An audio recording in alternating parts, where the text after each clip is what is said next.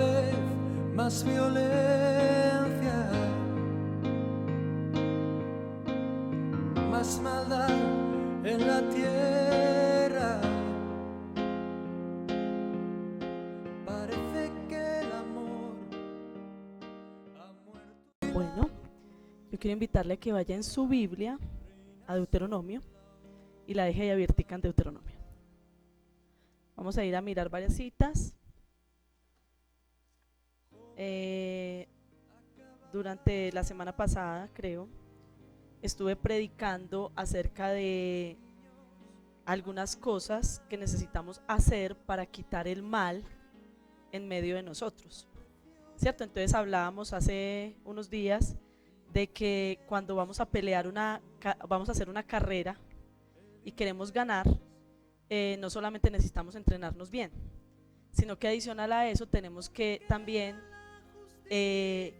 competir de acuerdo a las reglas, porque si no competimos de acuerdo a las reglas, pues entonces podemos perder. Así hayamos entrenado mucho, un atleta puede entrenar mucho, pero si va a la competencia y no compite conforme al reglamento que se estableció en la competencia, puede perder. Entonces hace unos días hablábamos acerca de que es necesario que nosotros seamos radicales en ciertas cosas, y hablábamos específicamente de los 10 mandamientos, y es necesario que nosotros seamos radicales en eso y que nos ocupemos de cumplirlos. ¿Para qué? Para que quitemos lo malo que quiera moverse en medio de nuestras familias y en nuestras vidas.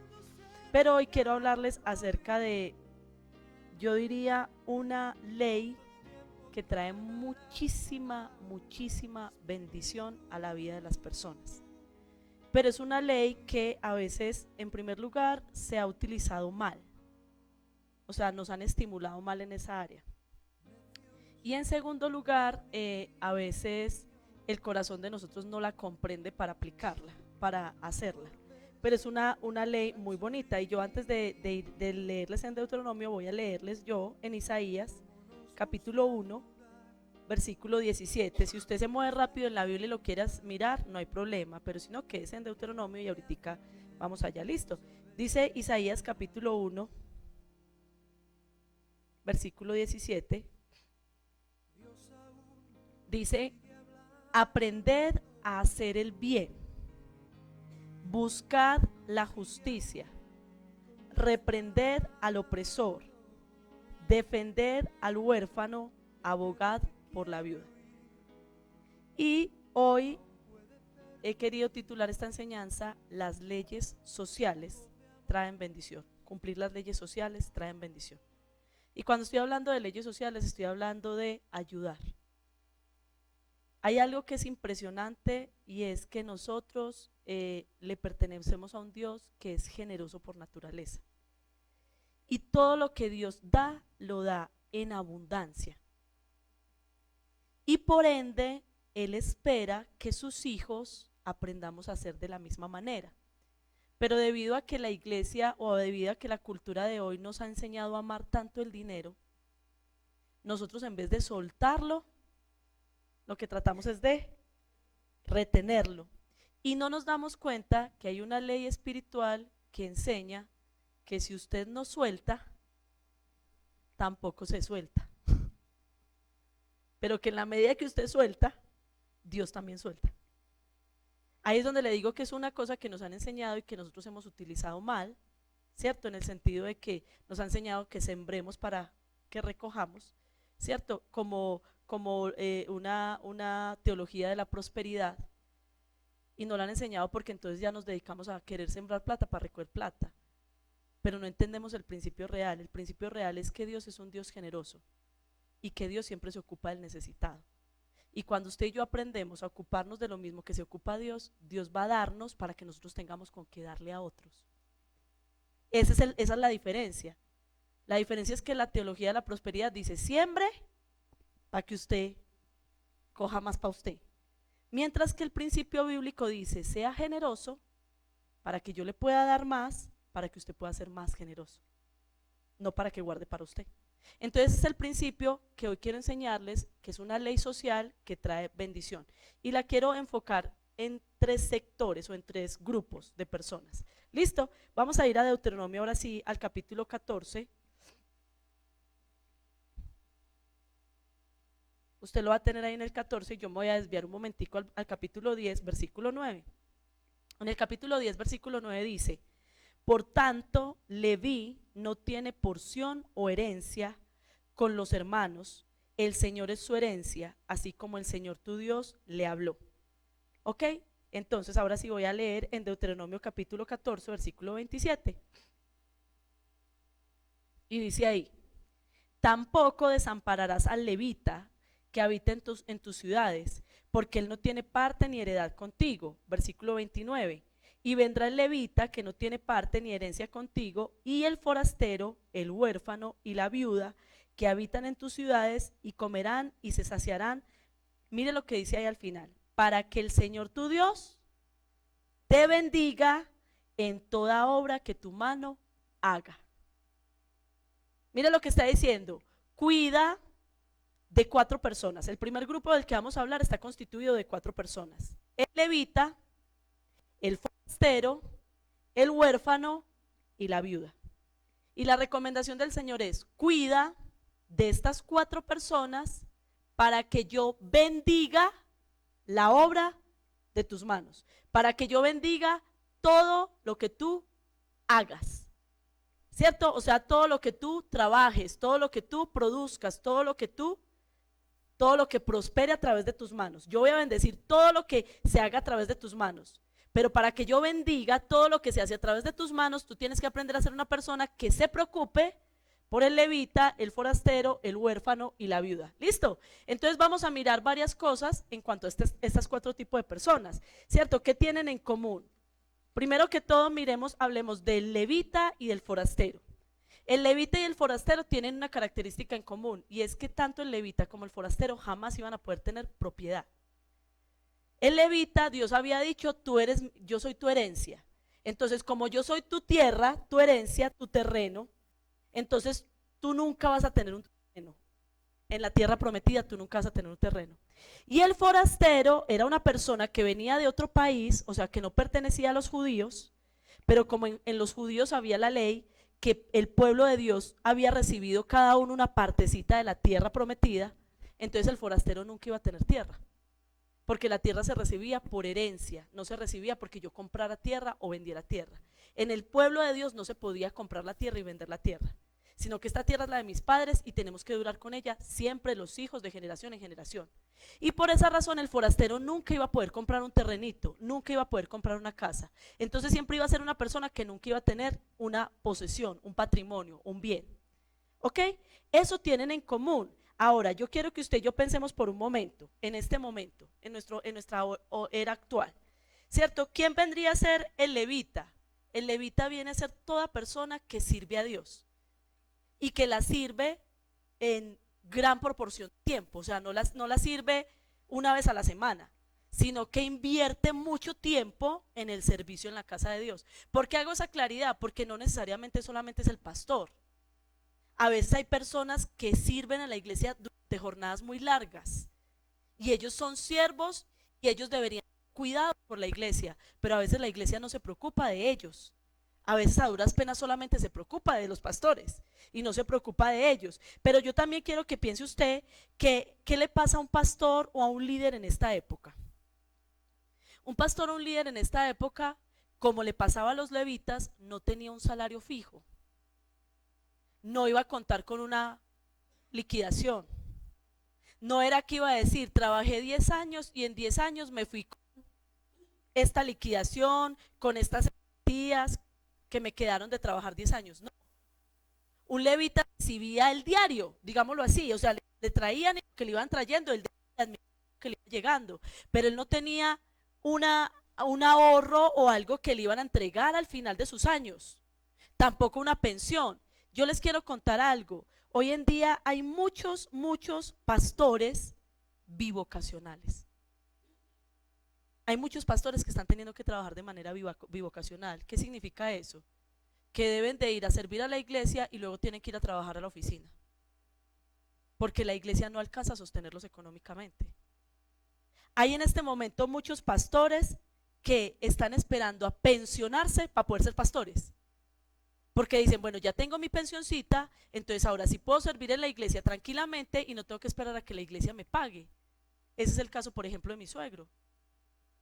Él ya es pensionado, entonces él no presiona tanto a la iglesia que le pague. Pero en este momento también tenemos pastores ladrones. Y son los que dicen, definitivamente, esta gente no me quiere pagar. Entonces hacen todas las artimañas que pueden imaginarse para que les paguen.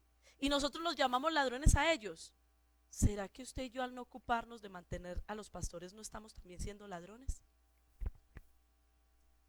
Porque es que hay ocasiones en que realmente, y nosotros hemos escuchado casos, en que pastores, ya usted va a reuniones de pastores y no ve sino cómo ellos son mirando a ver cómo pueden conseguir dinerito.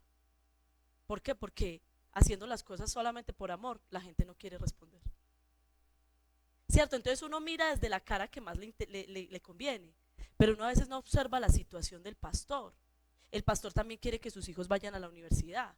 El pastor también quiere comprar una casita propia. El pastor también quiere tener una vejez tranquila. Pero si la iglesia no se preocupa del pastor, si la iglesia no se preocupa de los líderes, entonces empiezan a aparecer los pastores ladrones. Ahora, yo no estoy diciendo que todos los pastores ladrones sean porque no les quieren pagar, ¿cierto? Obviamente, hay unos que roban porque ya lo tienen por vicio. Pero también existen los pastores que hacen ventas, fiestas de primicias, de tabernáculos, eventos aquí y eventos allá, cobran el curso de consejería, el curso de sanidad interior, cobran el matrimonio, cobran el bautismo, ¿para qué? Para mejorar su celular, su salario. No su celular, no. No, el iPhone que me van a ver en este momento no es por eso. No es para mejorar su celular, es para mejorar su salario. Claro, ellos tienen que hacer ciertas cosas. ¿Para qué? Para ajustar un poquito su salario. Entonces, ¿qué está diciendo el Señor? Ustedes como creyentes deben aprender a dar, a cuidar para estas personas. Y le quiero contar cómo se daría o se cuidaría a estas personas. Le quiero contar, mire lo que dice el versículo 28. Al fin de cada tercer año sacarás todo el diezmo de tus productos de aquel año y depositarás en tus ciudades. Y vuelvo y leo el versículo 29. Y vendrá el levita que no tiene parte ni herencia contigo, y el forastero, el huérfano y la viuda que habitan en tus ciudades, y comerán y se saciarán. ¿Qué era lo que tenía la función? Durante 2 años los diezmos iban solamente para la iglesia, ¿cierto? Y para los sacerdotes, ¿cierto? Los de Leví. Pero en el tercer año se dejaban los diezmos solamente para los levitas y para las personas necesitadas. Ahora, si nosotros quisiéramos aplicar eso en nuestra actualidad, si nosotros quisiéramos aplicar para este tiempo, nosotros no tendríamos necesidad de dividir así. Pero si usted y yo diezmáramos completa y correctamente de todo lo que ganamos, créame que alcanzaría para sostener pastores, para sostener líderes y para ayudar a las personas necesitadas como forasteros, huérfanos y viudas. Listo, porque ahora le quiero hablar un poquito más acerca del forastero. El forastero, entonces, normalmente, ya contextualicémoslo a nuestra época, un forastero es un inmigrante, ¿cierto? Es una persona que normalmente tuvo que dejar su tierra, tuvo que dejar su ciudad, tuvo que dejar su país por razones diferentes. Una razón puede ser que tenga que haber huido de su ciudad o de su país, ¿cierto? El caso que nos ha sucedido, ha sucedido con los venezolanos, ¿cierto? Prácticamente les tocó salir de su tierra por las condiciones que estaban viviendo en su país. Y tuvieron que dejar su tierra. Y yo no sé si usted ha podido hablar con venezolanos donde ellos dicen, tenía mi casa propia, tenía mi carrito, tenía todo mi casa amoblada, tenía mi estabilidad, y todo les toca dejar. ¿Y qué les toca traer en su maleta? Solamente su ropita. O sea, ¿qué les toca traer? Lo que alcance a caber en una maleta. Piensen por un momento como el estado de un forastero. Es duro, es teso. Yo creo que nosotros aquí, varios de nosotros hemos tenido la posibilidad de visitar venezolanos en sus casas y verlos cómo ellos van agarrando cositas viejas para ir armando el mobiliario de su casa, ¿cierto, Iris? Hemos ido a la casa de Iris y Iris armó un mueble de una cama, ¿cierto? Le quitó el cabezal a la cama, le cortó hasta la mitad y armó una silla muy cómoda, bien resistente, de una cama. Armó eso quedó buenísimo. Pero seguramente que ellos entran a su casa, miran su habitación, miran su sala, miran su cocina y recuerdan lo que perdieron, lo que dejaron. Y el Señor está diciendo, y por esa razón tú te tienes que ocupar del forastero, porque el forastero o dejó su tierra porque le tocó escapar, o dejó su tierra porque la situación económica que había en su tierra era difícil y fue a buscar un mejor futuro. O eso no es lo que están tratando de hacer todos los que quieren irse para Estados Unidos.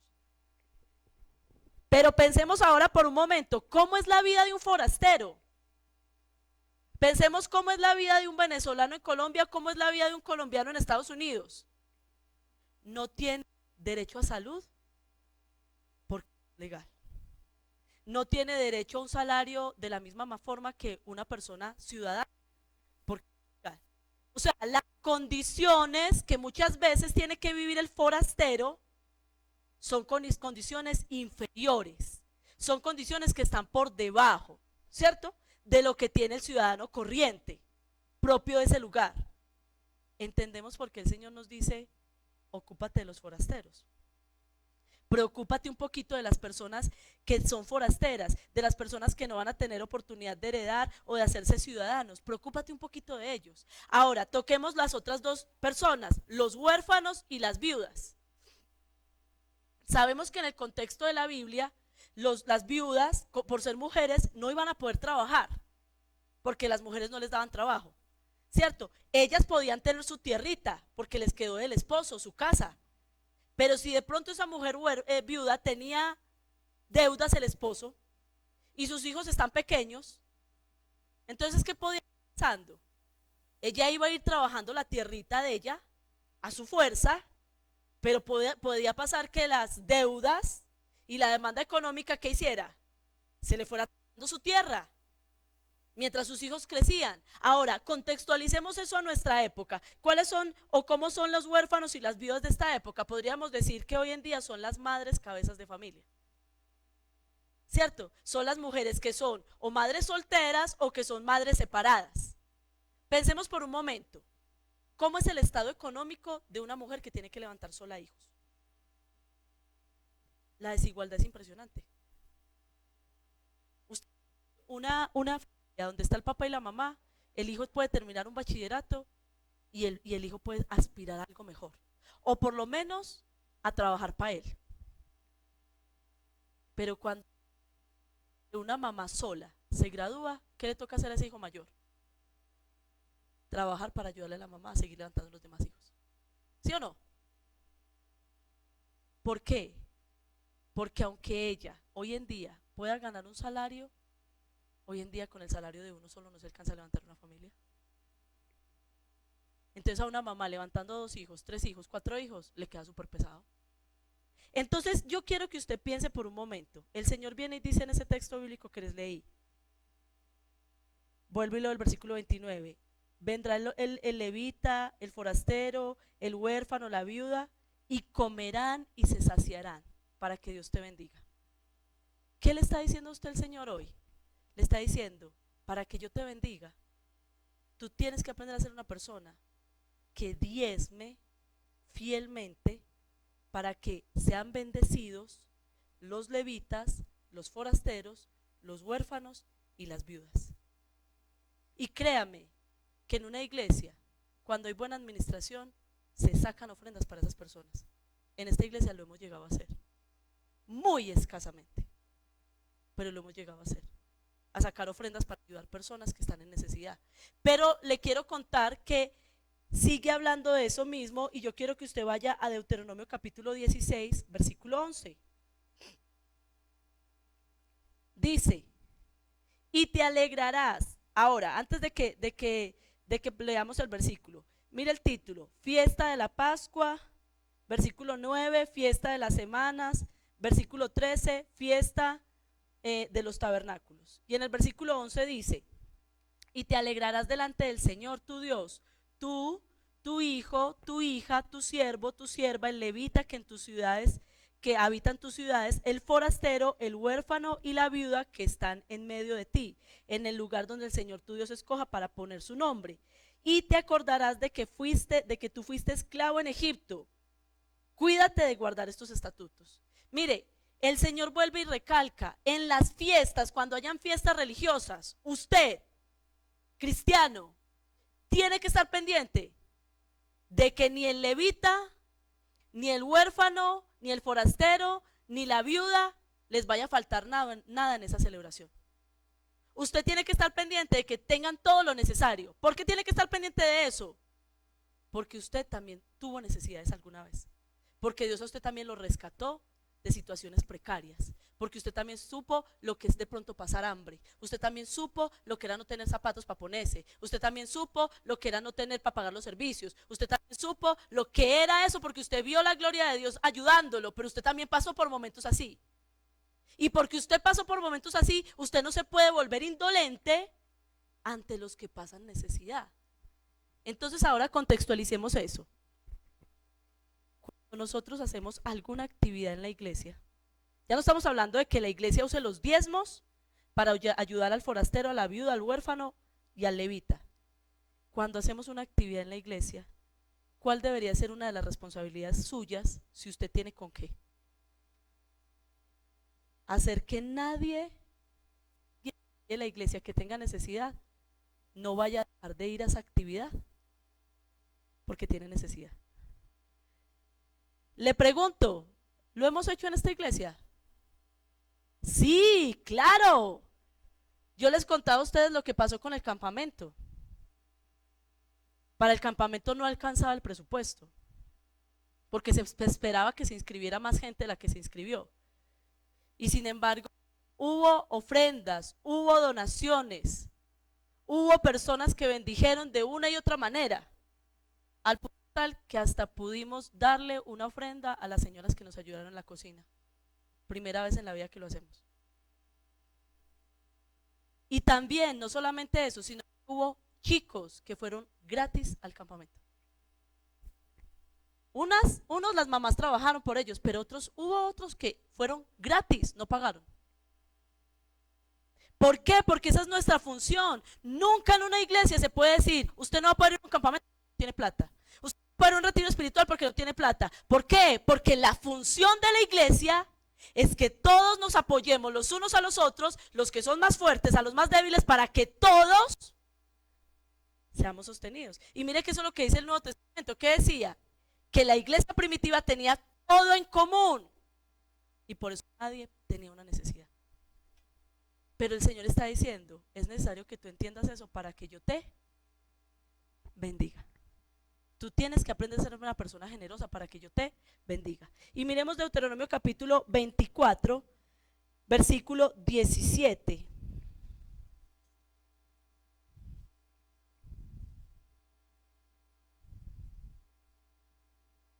No pervertirás la justicia debida al huérfano, debida al forastero, al huérfano, ni tomarás en prenda la ropa de la viuda, sino que recordarás que fuiste esclavo en Egipto y que el Señor tu Dios te rescató de allá. Por tanto, yo te mando que hagas esto. ¿Qué sucede a veces con las personas que están en desventaja económica? Como un forastero, un huérfano o una viuda. Cuando alguien le va a dar trabajo, ¿cuánto le paga? Menos. ¿Por qué? Tiene necesidad. Entonces, trabajar por lo que sea. ¿Eso lo deberíamos hacer los cristianos? No. Cuando una persona tiene menos recursos, es forastero, es huérfano, es viuda, a veces a la hora de pleitos legales, generalmente, ¿qué hacen con ellos? Injusticias, ¿cierto? Se aprovechan de que tienen desventaja en el conocimiento de las leyes o de que no tienen con qué pagar un abogado. ¿Y entonces qué hacen? Lo aplastan. Y nosotros no deberíamos hacer eso. El Señor dice, no lo puedes hacer. Tú no puedes hacer eso. Pero termina diciendo, y quiero irme un poquito más allá, Deuteronomio 24, 19, dice, cuando ciegues tu mies en tu campo y olvides algún grupito, empezó usted a arrancar papa, ¿sí o no? Y empezó a montar los bultos de papa al carro y se le quedó uno. Ahí le estoy dando el ejemplo para que se entienda lo que dice ahí. Cuando sigues tu mies en tu campo y olvides alguna gavilla en el campo, no regresarás a recogerla. Será para el forastero, para el huérfano y para la viuda que el Señor tu Dios, para que el Señor tu Dios te bendiga en toda obra de tu mano. Cuando sacudas tus olivos, no recorrerás las ramas que hayas dejado tras ti. Serán para el huérfano, para el forastero, para la viuda. Cuando vendimes tu viña, no la repasarás. Será para el forastero, para el huérfano y para la viuda. Recordarás que tú fuiste esclavo en la tierra de Egipto, por tanto yo te mando que hagas esto. ¿Qué le está diciendo eso? Que si a usted le quedan cosas, usted debería usarlas para el huérfano, para el forastero, para la viuda. No, pero la moneda de 500 va para alcancía. La moneda de 1000 va para alcancía. Y el Señor dice, no, es que a usted le quedó esa moneda de 1000, esa moneda de 500, meta la alcancía y el fin de semana se la da al huérfano, al forastero y a la viuda. No, es que usted llegó y empezó a recoger no sé qué y a organizar la casa y empezó a sacar un montón de cosas. ¿Qué le está diciendo el Señor? Vaya, entrégueselo al huérfano, al forastero, a la viuda. No, es que usted llegó y empezó a hacer el mercado y hay personas, no es mi caso, pero hay personas que cuando mercan nuevo, ¿qué hacen? Sacan viejo. ¿Cierto? Dicen, no, ya esta verdurita la voy a sacar, ya sé. ¿Y qué está diciendo el Señor? Désela. Dela, entregue. Ah, esta libra, yo ya saqué arroz, este arroz ya no lo, sáquelo y entréguelo. Bendiga personas, bendiga personas. Dios está llamándonos a bendecir personas. Con todo lo que nosotros podamos tener, bendecimos personas. Nosotros no podemos tirar las cosas que el Señor nos da. Nosotros tenemos que bendecir personas. Ahora, estoy hablando ya del primer grupo. Levitas, forasteros, huérfanos y viudas. Ahora vamos a tocar el segundo grupo. Deuteronomio capítulo 15. Versículo 1. Pero antes, bueno, sí, voy a leer el versículo 4 primero. Dice, y no habrá menesteroso entre vosotros, ya que el Señor de cierto te bendecirá en la tierra que el Señor tu Dios te da por heredad para poseerla. Ahora vamos a tocar el segundo grupo, los menesterosos. ¿Quién es una persona menesterosa? Una persona menesterosa es una persona que está necesitada materialmente o no tiene una posición social. ¿Listo? Persona que está necesitada materialmente o una persona sin posición social. O sea que es una persona de un estrato prácticamente -1. ¿Cierto? 0.5. ¿Listo? Un estrato bajo. El Señor está diciendo, este tipo de menesterosos. Listo, ahora sí, voy a leer el versículo 1. Dice, al cabo de 7 años harás remisión. Así se hará la remisión. Todo acreedor hará remisión de lo que haya prestado. Bueno, voy a leerlo en una versión más sencilla para que nos quede más entendible. Dice así, al final de cada 7º año tienes que anular las deudas de todos los que te deban dinero. Lo harás de la siguiente manera. Cada uno anulará los préstamos que le haya hecho a otro hermano israelita. Nada exigirá ningún pago de sus vecinos ni de sus parientes, porque habrá llegado el tiempo del Señor para la liberación de deudas. Sin embargo, esa liberación solo sirve para tus hermanos israelitas, pero no para los extranjeros que vivan en medio de ti. No deberá haber pobres en medio de ti, porque el Señor tu Dios te bendecirá en abundancia en la tierra que te da como preciada posesión. Recibirás esa bendición si te aseguras de obedecer los mandatos del Señor tu Dios que te entregó hoy. El Señor tu Dios te bendecirá tal como lo prometió. Prestarás dinero a muchas naciones, pero nunca tendrás necesidad de pedirles prestado. Tú gobernarás a muchas naciones, pero ellas no te gobernarán a ti. ¿Si haces qué? Ay, juepucha. Eso ya está muy duro. Ay, juepuerca, papito, ¿qué vamos a hacer? Eso ya está muy difícil. Ahora, pensemos un poquito en las personas menesterosas de nuestra época. ¿Listo? Ahora, antes de mencionar eso que les estoy leyendo es a lo que se llamaba, era una ley de perdón de deudas que se tenía que hacer cada 7 años. No es que cada vez que usted tenga que perdonar deudas, para que se tranquilice. Esa plática que le deben se la tienen que pagar todavía. Pero lo que decía la Biblia es, usted presta, vamos a suponer, estamos en el año de la remisión, ¿cierto? El año de la remisión es ahorita el 31 de diciembre, después de 7 años. Y usted lleva a una persona que le prestó hace 3 años una plata, ¿cierto? Pero nos llegó el año séptimo y todavía le está debiendo 500.000 pesos de esa plata. Y ya estamos en el año séptimo. Entonces usted coge a partir de febrero a secalo. Págame, págame. Así sea de a 5.000, pero págame. Sí, por favor, yo te lo doy en cuotas de 10.000, pero págame. Porque si me llega el 31 de diciembre, esos 500 los perdí. ¿Cierto? Y usted empezaba a acosar a la persona. Pero resulta que en febrero, ¿cierto? Llegaba alguien y le decía, ¿me vas a prestar 500.000? Ni de riesgo. A ver, ¿cómo me los va? No, ni de riesgos. Cuando usted me pague, con este le presto a usted. Exacto. Era un susto muy grande el séptimo año. El séptimo año nadie quería prestar plata, porque si prestaba, la perdía. Pero yo quiero que usted y yo analicemos, ahora sí, un poquito en nuestro contexto a los pobres, o sea, a los que están en necesidad material o no tienen un nivel social, ¿cierto? Un estrato social aceptable.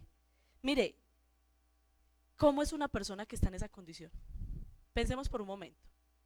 Es una persona que no puede adquirir fácilmente algo, sino que normalmente debe prestar para poder conseguir algo, ¿sí o no?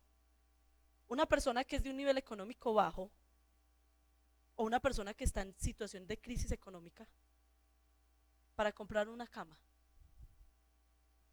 para comprar una nevera, para comprar una licuadora. Una licuadora. A veces, ¿qué le toca hacer? Usar Aluma.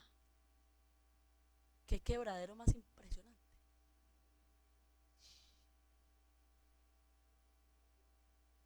¿Quién trabaja allá?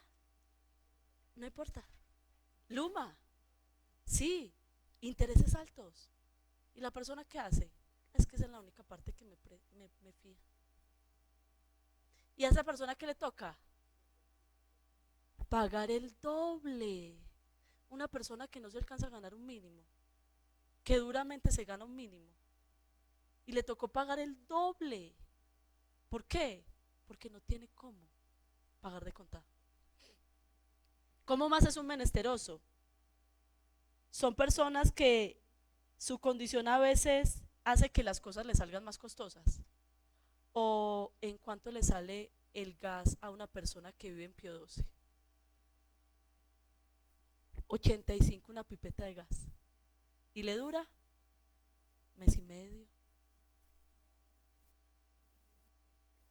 Ahí está. Piense usted aquí en el pueblo, ¿cuántos meses de gas tiene que pagar usted para llegar a 85? Pues en mi casa yo creo que por ahí 3 o 4 meses. ¿Usted cree que eso es justo? Que una persona que tiene un nivel económico más difícil, porque vive más lejos, si una persona en el campo quiere tener internet o quiere tener televisión por cable, ¿qué le toca hacer? Comprar una antena de DirecTV. ¿Usted sabe cuánto le vale eso? Mire, nosotros nos salimos una cuadra del pueblo y nos tocaba comprar DirecTV porque no había en ese momento. Y yo dije, no, yo no. Y yo dije, estamos grabando. Y yo dije, no, a mí no, a nosotros nos alcanza para comprar DirecTV. Y si eso digo yo que me gano un salario y mi esposo otro, usted se imagina a veces la gente del campo. ¿Cómo hacen para tener internet en su casa, para que los hijos hagan tareas? ¿Usted sabe cuánto les cuesta a los niños o a veces a las personas movilizarse a mercar al pueblo y luego cuánto les vale llevar el mercado hasta la casa? Las personas de esas condiciones realmente tienen que gastar más plata en muchas cosas. Cuando se les enferma un niño a medianoche, ¿Usted sabe cuánta plata les cuesta eso a las personas que no han podido acceder a una EPS que sea realmente buena? Entonces, cuando el Señor le está diciendo a usted y a mí, hombre, perdone una deuda a una persona pobre, ¿usted cree que eso es injusto? ¿Usted cree que eso es muy pesado? Iglesia, no, eso no es pesado. Porque usted tiene una condición económica mucho mejor que ese menesteroso. Y usted y yo tenemos que aprender a mirar con los ojos de Dios al menesteroso. Ahora, pensemos en otro ejemplo. Cuando las personas son generalmente de bajos recursos y de estratos bajos académicamente, como es su formación. Entonces ahora pensemos, ¿qué tanto saben de administración de dinero? Ellos se van para el banco agrario a pedir prestada plata y les cobran un interés impresionante. ¿Y cuánto me toca pagar mensual? 50,000. Perfecto. No tienen ni idea cuánto les van a sacar. Lo que les importa es si me dan la quincena para pagar esos 50,000 pesitos. Miremos la mentalidad de una persona menesterosa. No tiene conocimiento de costos, de intereses, no tiene conocimiento de administración, no tiene conocimiento profesional, a veces ni siquiera terminó el bachillerato y generalmente tienen muchos hijos. Porque como que tampoco aprendieron a planificar. Entonces tienen muchos hijos. Falta de internet en la casa, ¿sí vio? Entonces, han carecido de oportunidades. Alguna vez hicieron una competencia, un video, en un lugar en Estados Unidos, en una cancha de fútbol, y le taparon los ojos a las personas y le dijeron a las personas, la primera que atraviese hasta el otro lado, le entregamos, voy a dar un ejemplo, $5,000. Les taparon los ojos y las ubicaron en la cancha. Algunos los ubicaron al otro lado de la cancha, o sea, de esquina a esquina. Algunos los ubicaron 10 metros más adelante, a otros 10 metros más adelante, a otros a 10 metros de la meta.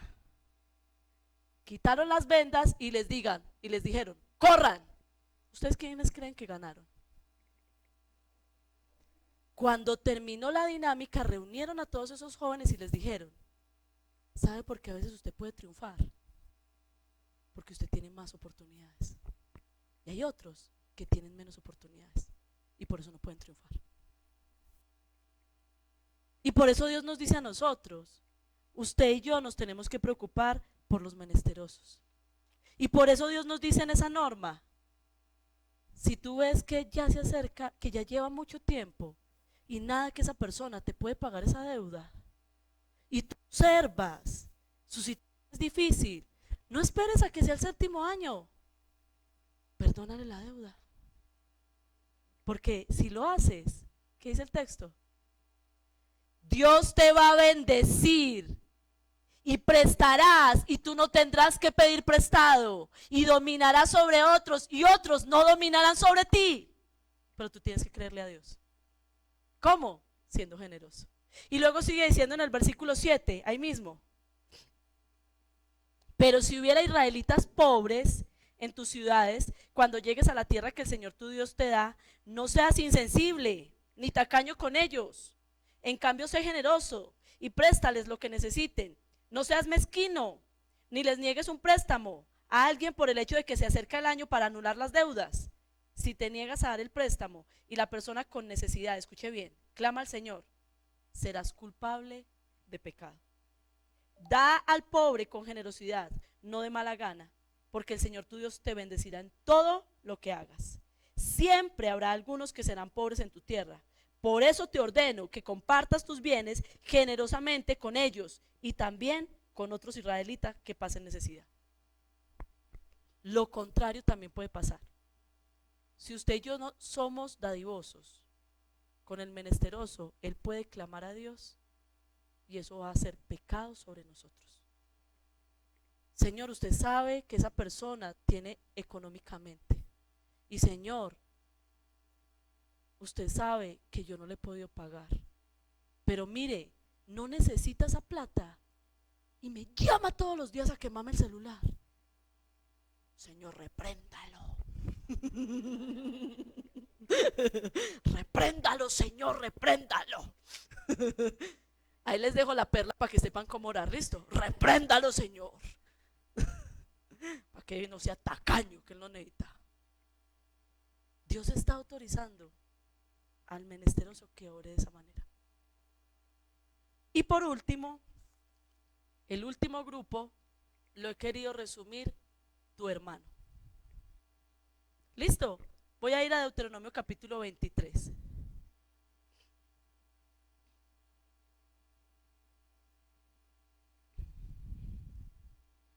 Versículo 19.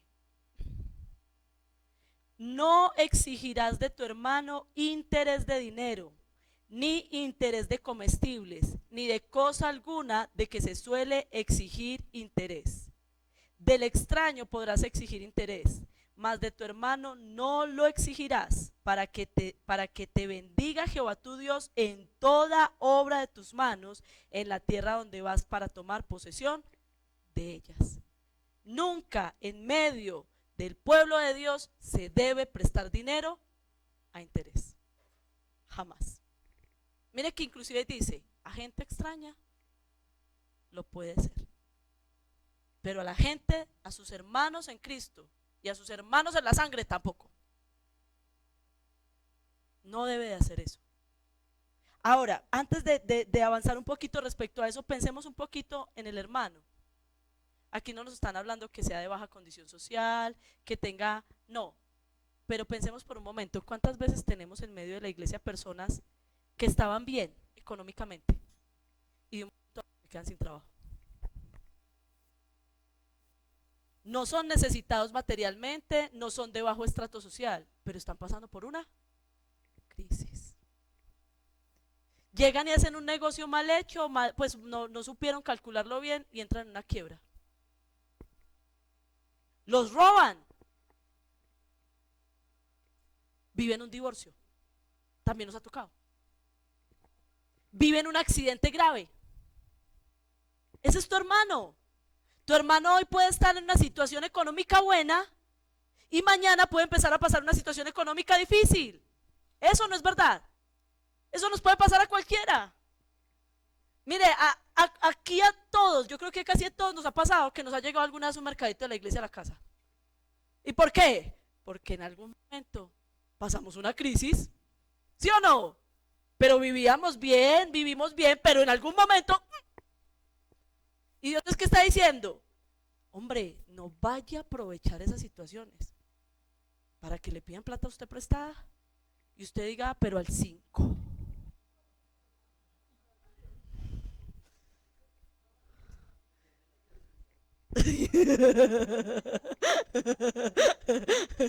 Ni de riesgos, ni de riesgos.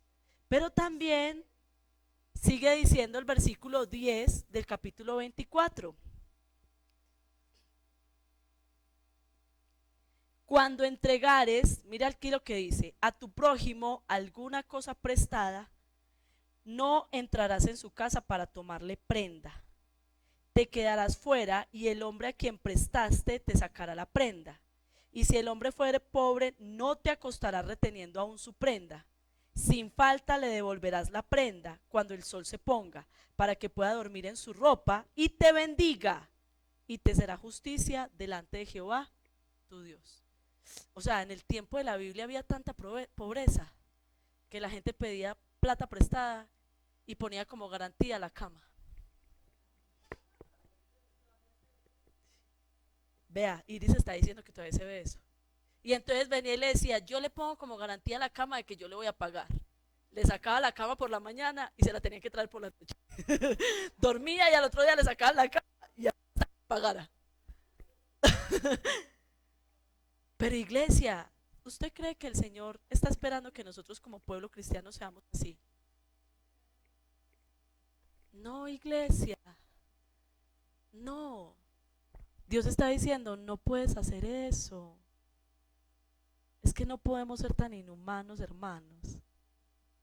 que tenemos que aprender a ser generosos, apoyarnos los unos a los otros, ayudarnos a los unos a los otros. Ahora sigue diciendo, versículo 14, no oprimirás al jornalero pobre y menesteroso, ya sea de tus hermanos o de los extranjeros que habitan en tu tierra dentro de tus ciudades. En su día le darás su jornal y no se pondrá el sol sin dárselo, pues es pobre y con él sustenta su vida. Mira lo que dice, para que no clame contra ti a Jehová y sea en ti pecado. Si usted sabe que una persona necesita su sueldo para comer, es pecado que usted le retenga el sueldo. Si usted le paga semanalmente y la persona es de recursos limitados, usted le tiene que pagar el día que tiene que pagarle. Porque si no, esa persona puede clamar a Dios para que lo castigue a usted otra vez. Porque iglesia, no es justo. No es justo. Sea lo que sea, muchos de nosotros recibimos nuestro sueldito y ahí tenemos comidita en la cocina. Recibimos nuestro sueldito y no estamos acosados para pagar cosas que se pagan ese día y si no nos los cortan.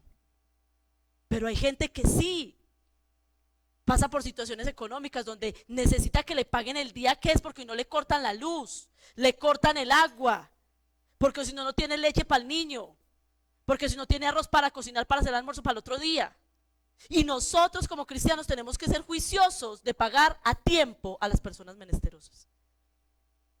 Pero por último, dice ahí en el capítulo 25, versículo 14,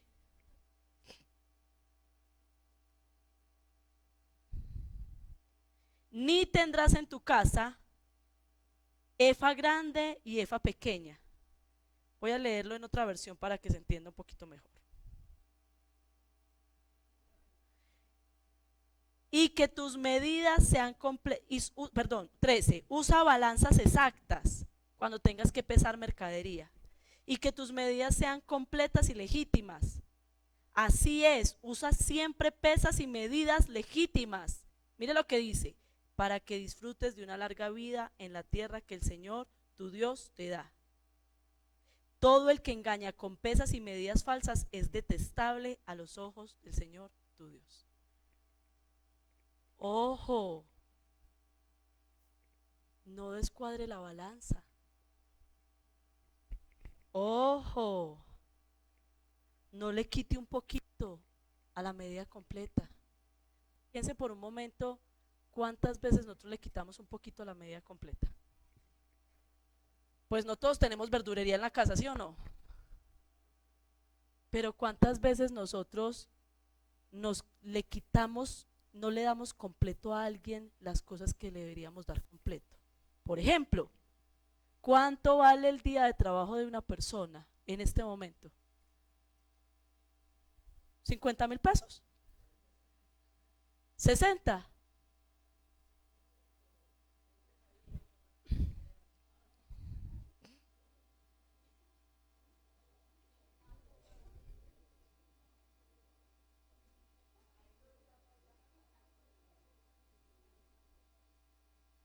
El día de una persona más o menos está en 50,000 pesos, de acuerdo a un mínimo, 55,000 pesos. ¿Cierto? Creo yo, porque estoy aquí haciendo la cuenta, dividiendo en 30 y siendo un salario integral más o menos 55,000 pesos el día. Le estoy dando un cálculo, digamos que es eso. ¿Y qué le está diciendo el Señor a usted? Que no ponga medida falsa. Si es 55, ¿cuánto es? 55. ¿Cierto? Pero le voy a poner el otro ejemplo, que también es válido. ¿Cuántas veces usted, pudiendo vender más barato, vende más caro? Esas medidas también son falsas. Tenemos nuestros negocios, tenemos nuestros almacenes, ¿y cómo somos? Usureros. Vendiendo sobrecosteado. ¿Y el Señor qué está diciendo? Use medidas correctas. Use medidas legítimas. Deje de ser usurero, deje de aprovecharse de la gente. Sea justo en la forma que cobra, sea justo en la forma en que vende, sea justo en la forma en que paga, sea justo en la forma, pero es que yo soy comerciante. Y entonces, de comerciantes, usureros y opresores, es que estamos con la economía que estamos. Entonces, ¿seguimos igualándonos al mundo o actuamos como tenemos que actuar, como cristianos? Ahora, hay una promesa. Si usted lo hace de la forma correcta, ¿qué va a pasar? Dios lo va a bendecir. Entonces, iglesia, yo quiero terminar con eso. Si la iglesia aprende a tener un corazón generoso, el Señor lo va a bendecir. ¿Generoso con quién? Con el servidor de Dios, con el forastero, con la viuda, con el huérfano, con el menesteroso y con su hermano en Cristo. Entonces, con los que están en necesidad, porque sabe algo, y termino con esto, te invitan a un cumpleaños. Es que es alguien de la oficina. No, a ese no le podemos salir con un regalo sino de 100,000. Pero te invitan a la piñata de la niña que no tiene platica, que es de bajos recursos. Con 5,000 me salgo. ¿Sabe qué dice la Biblia? No le dé a los que le pueden dar a usted, eso no sirve. Dele a los que no tienen. Dele a los que necesitan. Iglesia, es tiempo de que nosotros cambiemos los principios espirituales, o sea, que dejemos de usar los principios del mundo y usemos los principios espirituales. Es tiempo de que cambiemos el chip. Porque estamos en el mundo, pero no somos del mundo. Andemos como personas creyentes. Y la persona creyente se tiene que caracterizar porque observa al que tiene menos, al que necesita un empujón y lo levanta. Eso hace el creyente. Entonces yo quiero invitarle a usted que cierre sus ojos. Padre Celestial, aquí estamos, Señor, delante de tu presencia. Y hay dos razones básicamente, Señor, por las cuales tú nos estás diciendo hoy que seamos generosos. Primero, porque nosotros también pasamos situaciones difíciles.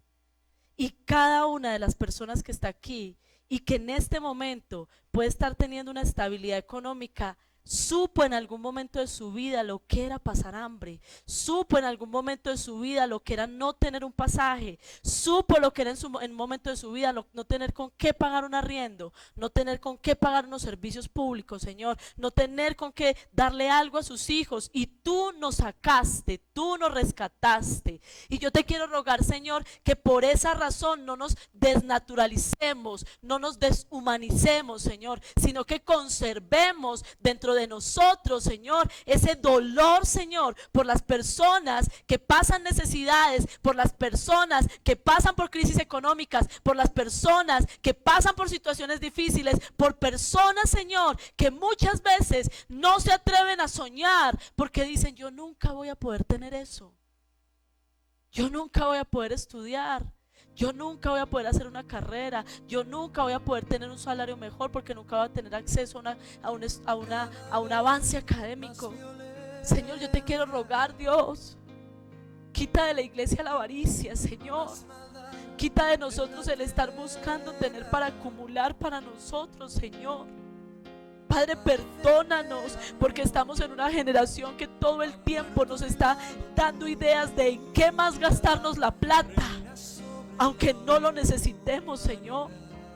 Y allí, Señor, es donde nuestro corazón se tiene que doler, que tú, siendo Dios, tomaste forma de hombre, y aún en forma de hombre tomaste forma de siervo. No escatimaste venir del reino de los cielos y decidiste nacer en un pesebre en medio de una familia de bajos recursos para mostrarnos que no es necesario todo eso para ser feliz, y que no es necesario todo eso para cumplir el propósito en la tierra, que podemos desprendernos de lo material y podemos bendecir a otras personas. Yo te quiero rogar, Señor, hoy, Sí, tu promesa es que nos vas a bendecir. Pero ¿para qué quieres bendecir al generoso? Para que bendiga más. Y Padre Celestial, yo te pido, Señor, que mires el corazón, porque si el corazón está dando para recibir, la fórmula no se cumple. Si el corazón sigue con avaricia, la fórmula no se cumple. Y cuántas veces he diezmado, he ofrendado, he dado para que Dios me dé y no se ha cumplido. Porque estás buscando personas que simplemente den. Y yo te pido, Señor, que hoy nos ayudes a entender. Dile al Señor: Señor, desprende de mí el amor al dinero. Dile al Señor: Señor, desprende de mí el amor a estas cosas materiales. Piensa qué cosas materiales te aferras tanto.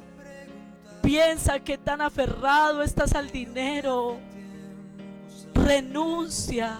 Renuncia, renuncia, porque el dinero, el amor al dinero solo te hace egoísta. El amor al dinero te hace opresor. El amor al dinero te hace injusto. El amor al dinero te hace malgeniado.